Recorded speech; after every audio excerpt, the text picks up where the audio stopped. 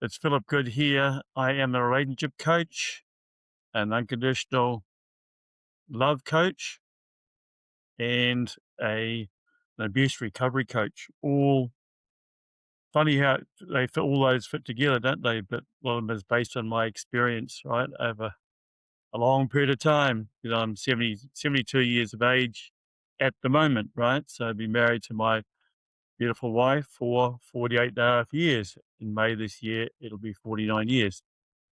The topic of this video, right, let's get down to it.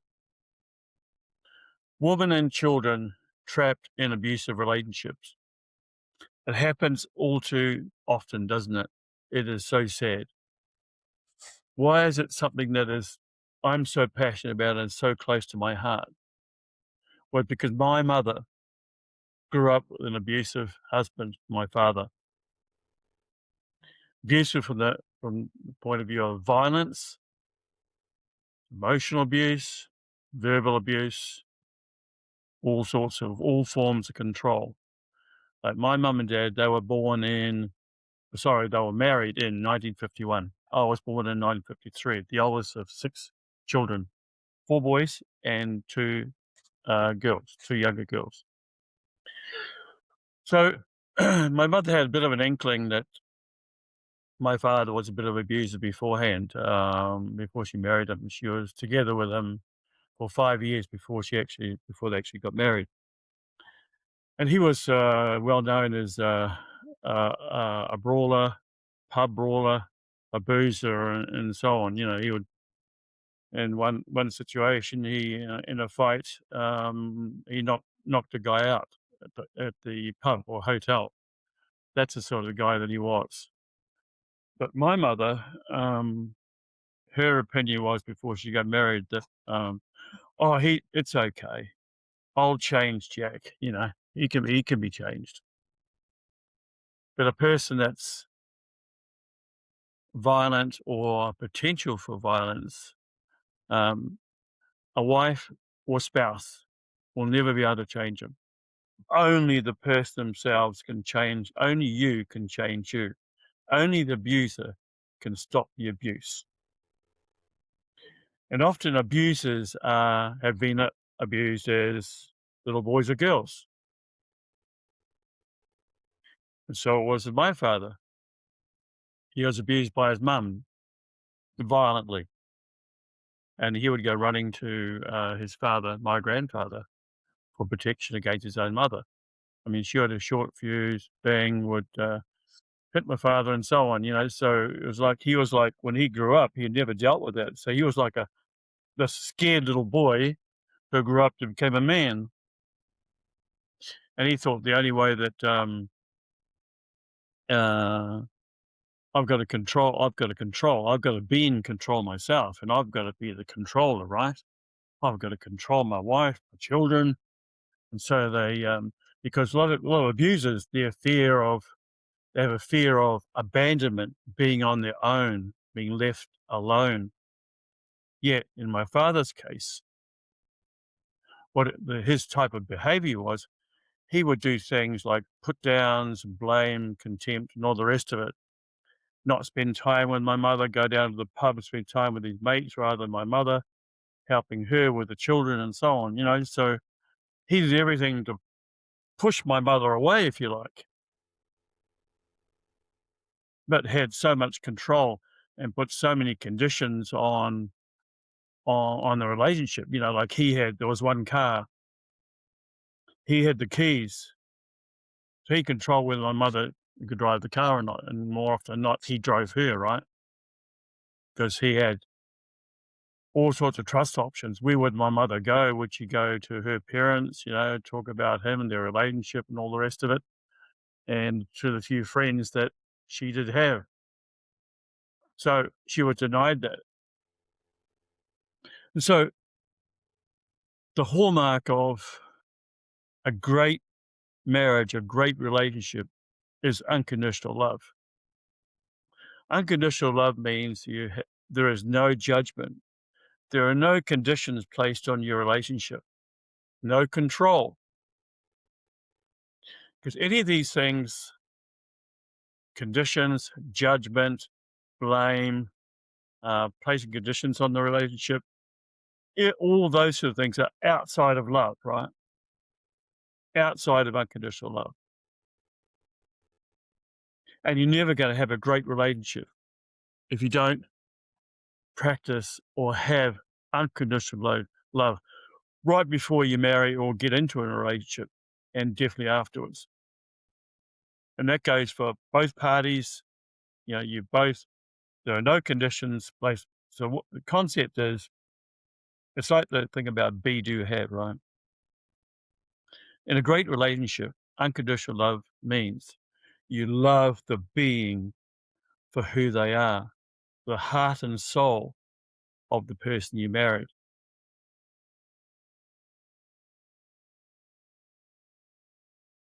They do not have to do anything in order to be loved. They do not have to have a huge amount of wealth before you're married for you to marry them. They don't have to have anything. You love them for the being they are, the being they are. You love them for the heart and soul, the essence inside the heart. So getting back to the topic about abuse of women and children in a relationship or marriage. It is absolutely tragic. No doubt about it. But like I said before, in my mother's case, there were sort of triggers that she actually realized beforehand. And she admitted to me, to myself later, "Oh, I knew Jack was this, that, and the other, but I thought, oh, I'll change him. No worries, I'll change him." My mother didn't grow up with violence in her own family. Okay, there was a bit of religious coercion and stuff like that. She went to church, she went to Sunday school and that sort of thing. She didn't really want to, but she had to. That sort of, force, which is a means of control as well. But it wasn't sort of violent. Wasn't sort of violent, right? So the problem with abuse in a relationship, I mean, it could be, there's all sorts of abuse out there. There's the physical violence, there's sexual, there's emotional uh, abuse, there's verbal abuse, there's spiritual abuse. My mother had physical abuse, and as our six children does as well. We had physical abuse, emotional abuse, and verbal abuse.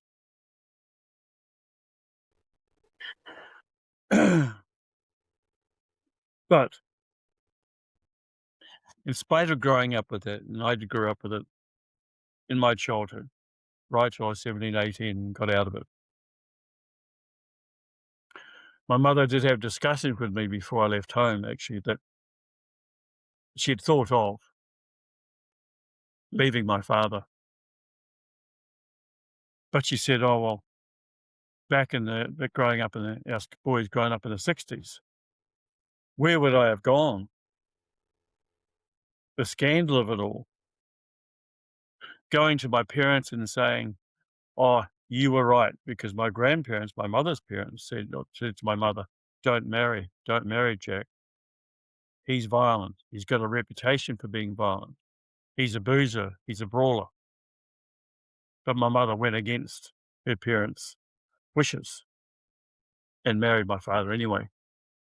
Only when she was 21, she had to wait because my grandparents would not give permission for my mother to marry my father until the legal age of 21, where she was classed as an adult, people can make their own decisions. And her decision was to marry my father, right? So she said to me that my mum and dad, my parents were right. But she said also that pride, pride prevented me from leaving the relationship and going to my parents. Pride that they were right and I was wrong, right? But in return, she kept our six kids suffering. And our suffering was a lifelong suffering. You never ever lose it.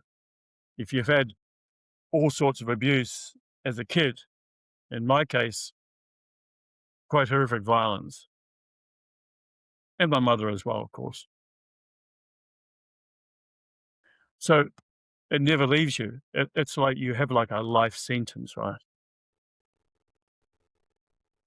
And although there's a lot out there about women and abusive relationships, violence towards women and stuff, but for me, as a kid on the end of violence, there's not enough out there about violence towards children. Violence towards children is a lot worse than it is for the woman. The woman obviously is an adult. The kids are just kids. And in my stage, my violence started when I was knocked out of my high chair at 12 months of age. And my father went bang, knocked me out of my high chair and sent me flying across the kitchen and dining room floor to the feet of my 18-year-old auntie.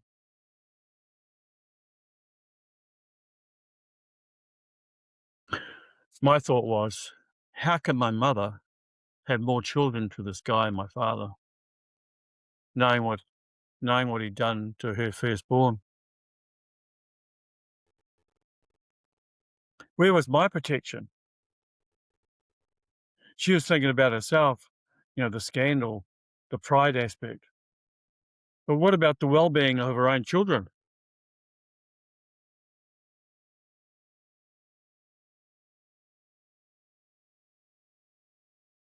You think about yourself, but what about the children you brought into this world? When you see all the children running through different neighborhoods, through, where we live in Australia, through Melbourne, all the city streets and stuff, they break into homes, break into shops and so on, assaulting people and becoming parts of gangs, and, home invasions. Everybody says, oh, how bad is that?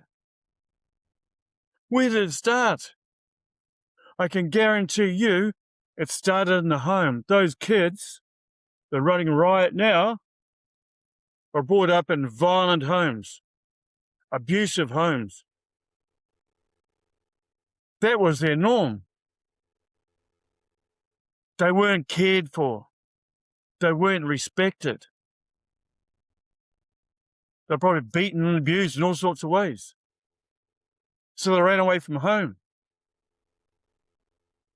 joined a gang of other similar youths that had experienced that that same problem in their homes, environments.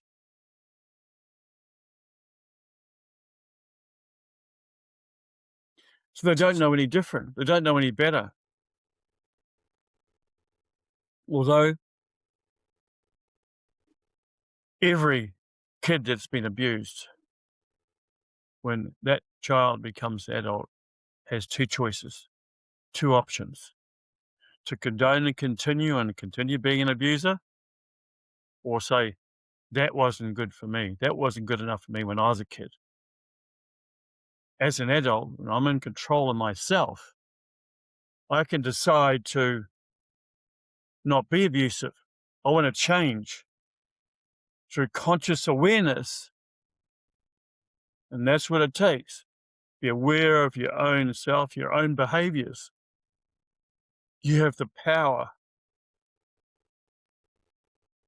to make a change, to do the opposite of the situation you grew up in.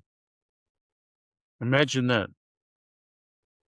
You think of your dream life, what you would have loved as a child, having loving parents that adored you, that spent time with you, that played with you, that made you feel good, that made you feel wanted, that made you feel loved. You didn't have that. But you got the chance to provide that for your own children when you get married. You've got the chance to change the relationship dynamics with your partner when you become an adult and get married or into a relationship. Imagine if you created the opposite environment in a relationship you got into. One founded on unconditional love, trust, no blame, no shame, that you're interested in the opinions, the thoughts, the ideas of your spouse, that there was no competition, because in a great marriage, right, it's not about, you're not competing with each other. It's about collaboration, not competition. It's about forming a cooperative, a team, and together we achieve magic and miracles together. My wife and I both grew up with horrific violence. We turned it on its head, totally changed our own relationship to one built on love, trust, happiness and joy, team environment, collaboration and cooperation. We created that same environment for our kids where they felt happy, they felt loved, they felt supported, they felt respected, and they were deeply cared for. Our kids saw Arnie and I, after our situations in childhood that they knew about, turned it around to totally 100% respected each other, deeply cared for each other. Our kids saw that, experienced it. So their viewpoint, their view of their childhood was totally different to I and mine. And that's a great thing. In my childhood, I was powerless to do anything about it. But when I was an adult, I'm empowered. I have the power, my wife had the power to change, to do something totally better. And every abused child has the power to change and create the dream life for their own spouse and children that they dream of having themselves as a kid. Sure, it's too late for you, but it's not too late for your own children or your own relationship with your spouse. So you can relive your childhood through the eyes of your own children. How great is that? Abuse in a relationship or marriage, abuse of women and children is so sad. And for the life of me, I can't understand how, in most cases, it's men. 85% of the cases, it's men. Men that abuse women and children. Men know that they're stronger physically than the women and children they're abusing. How cowardly is that? If a man wants to fight, become violent, get in the boxing ring, fight with another guy the same weight as you, and you'll get hit and bashed as much as you're bashing somebody else, you're going to get bashed back and maybe knocked out. You got to know what it feels like, right? But beating up on or abusing someone you know that's weaker than you is so, so cowardly. You're not a man. You're not a human being. You're an excuse.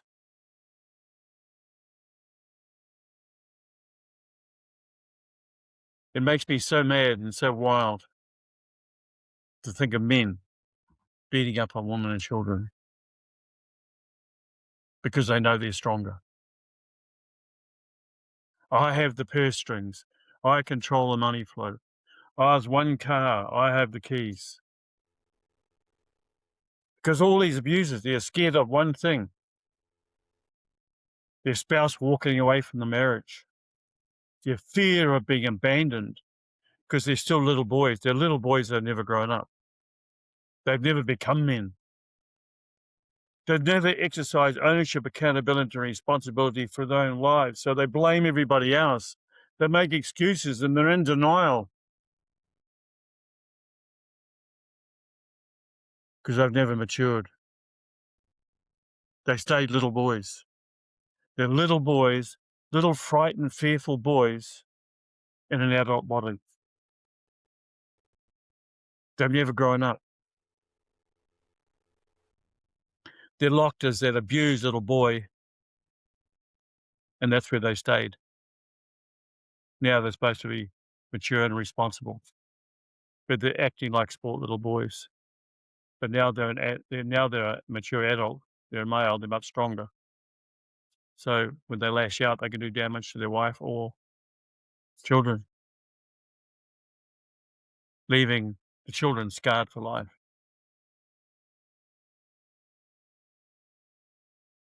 As you've heard, AVOs that women take out on men and children, often they don't work. If my mother, for instance, had taken out an AVO on my father, he would have just laughed at that. Yeah, you're right. You think that's going to stop me? It's not going to stop. If the courts had ruled that my father had to get out of the house where my mother lived with our 6 children, my father would never have done that. The house was built for him. The section was given to him by my grandfather, his father. He built the house for my parents, for my father. So my father would never get out of the house that his father built for him. But if he had been ordered to do that, he would have either burnt the house down with us in it, or he had an arsenal of guns. He would have shot every last one of us and shot himself. But he would never have got out of that house and left us there. No way in the wide world. Isn't it strange? Isn't it amazing how kids can grow up in a family like mine? Oh, by the way, all 6 of us children experienced violence and abuse in our family as kids and teenagers. We all grew up totally changed. We all decided, we all had that conscious awareness to change. We want something better. And I'm so proud of my 5 siblings. They've all done that. They've all been loving spouses, really so loving, caring and respectful to their children. And I couldn't be more proud of that. So this shows that regardless of the abusive childhood you may have, you can grow up to an adult and you can change. It's happened in my family, not my own myself, but my 5 siblings have done it. My younger sister is 14 years younger than me. I'm 72, going to be 73 this year. My sister's 58. My youngest sister, this is. She had 3 children. My other sister, 3 years older, is 11 years younger than me. My older of my 2 sisters married somebody the exact opposite of my father being a drinker, a brawler, violent, abusive. My older sister married somebody the direct opposite of my father, so had a great relationship, and he was great with the family, with the children as well. My younger sister, however, married somebody exactly the same as my father. Interesting, isn't it? His 2 sisters, one married somebody exactly the opposite, one married somebody exactly the same. My youngest sister married somebody exactly the same as my father. She had ideas of leaving her husband a few years ago, but he threatened my sister that if she decided to leave, he would harm their children. So fearing that, my younger sister, stayed in the relationship because she feared her husband hurting her children.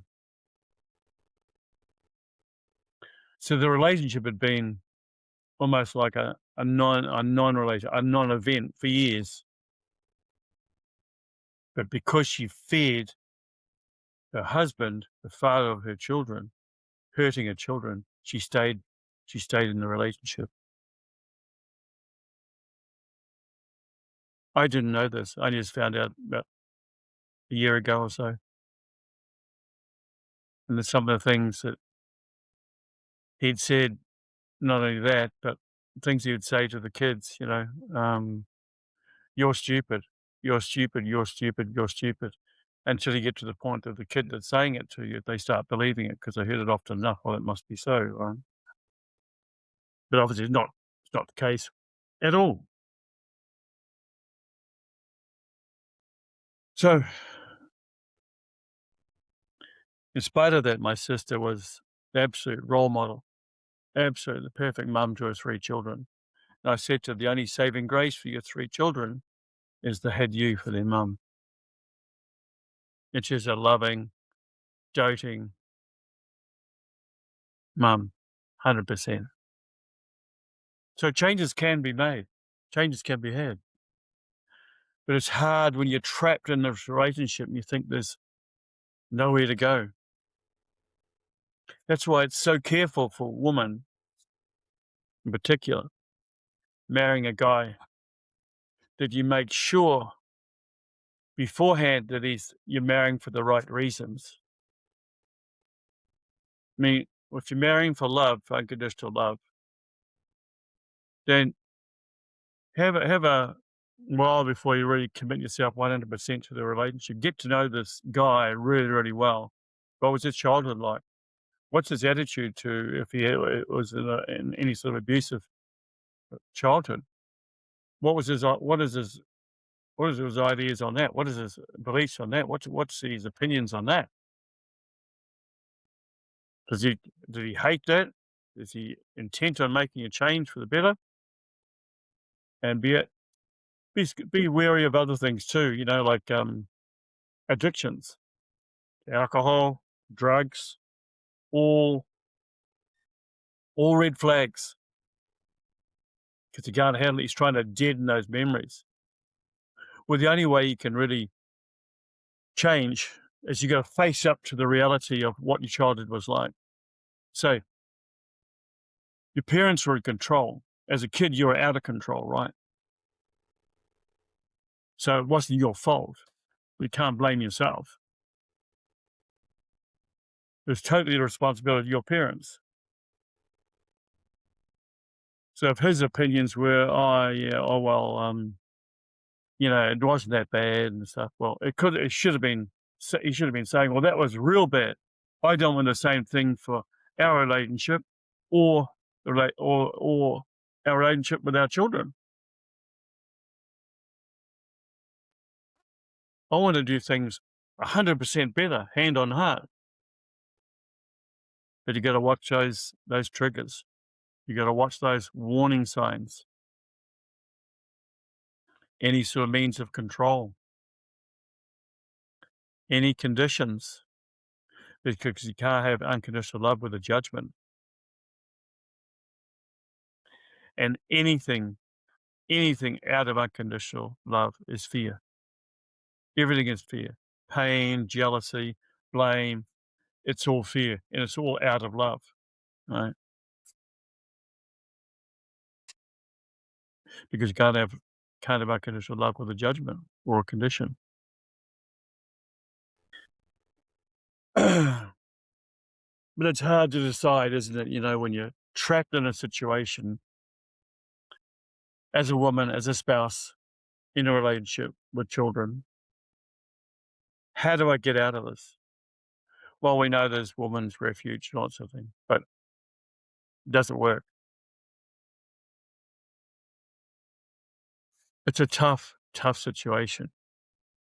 So be very sure, be very careful before you get into a relationship. You're getting into the relationship with the right person for the right reasons. And guess what? Sex is not love. And when you say at the beginning of a relationship, what does it mean to be in love with somebody? What does it actually mean? To me, it's just total BS, right? Because most of the time, the initial intimacy with a person, it's all about physical intimacy, isn't it? It's all about sex, the physical relationship. But that's not love. That's sex. Love is deep, deep caring. It is 100% respect. It is no blame, no shame, and not letting egos run away with yourself. Because an inflated ego means inflated degree of self-importance, like it's all about me, right? That's the other warning sign, of course. Is your spouse caring and sharing? Do they share everything, or are they a very selfish person? Because if they're a very selfish person, like my father was, they only think about me, myself, and I. So, I go off to the pub, I go off to the club, I go off to sporting events with my mates, right? Because they only think about me. And in a great relationship, it's not about me, it's about we. It's about us, right? Husband and wife, spouses together, and the family and the children. So how much of a complete family person is your spouse?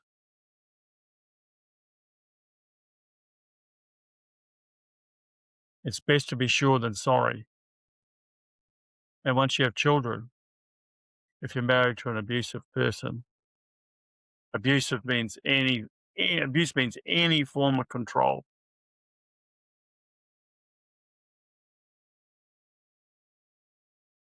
any form of judgment, any form of blame, any form of put down.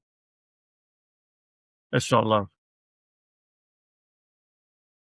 That's the opposite of love. The opposite of love is fear. Fear of loss of something. But what does fear actually mean? False evidence appearing real. It's imagined. It's not real. The only emotion that's really real anywhere and absolutely applies 100% to a relationship or marriage is unconditional love. Deep care, deep respect, no judgment, no limitations.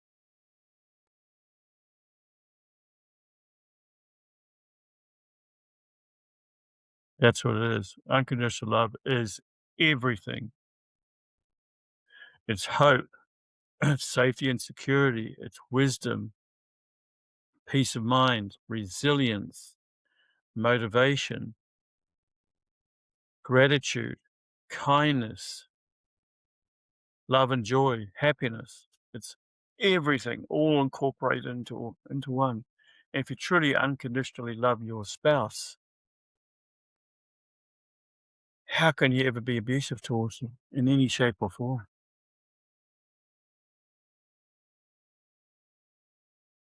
So,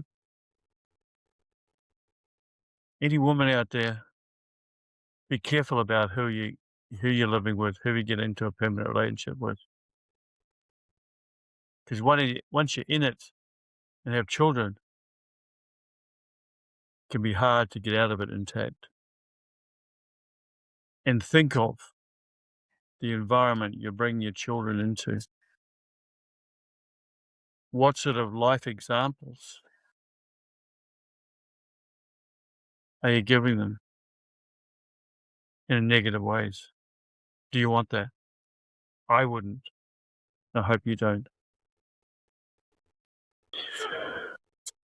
Thank you guys for listening to this. It's Philip Good. I've had a lot of experience with abuse and also coming out the other side of it. It's almost like being a tree that has no blossom, and then all of a sudden getting into an environment where you turn things around, and all of a sudden you got a tree that blossoms out into the most beautiful flowers, and you almost come out of the darkness into the light, right? And when you come out into that light, feels so good, feels great. And that's what I want for you. Okay, guys, I love you and leave you. All the best. If you need some help, please go to my website, philipgood.com. That's Philip with one L.com. And there's a book you can actually download there. And if you want any further help, I've got a YouTube channel as well. That's at philgood2109. I've got a whole series of videos there that you can watch as well. Okay, guys, bye for now. Love you. Love you unconditionally. Okay, bye-bye. Bye for now.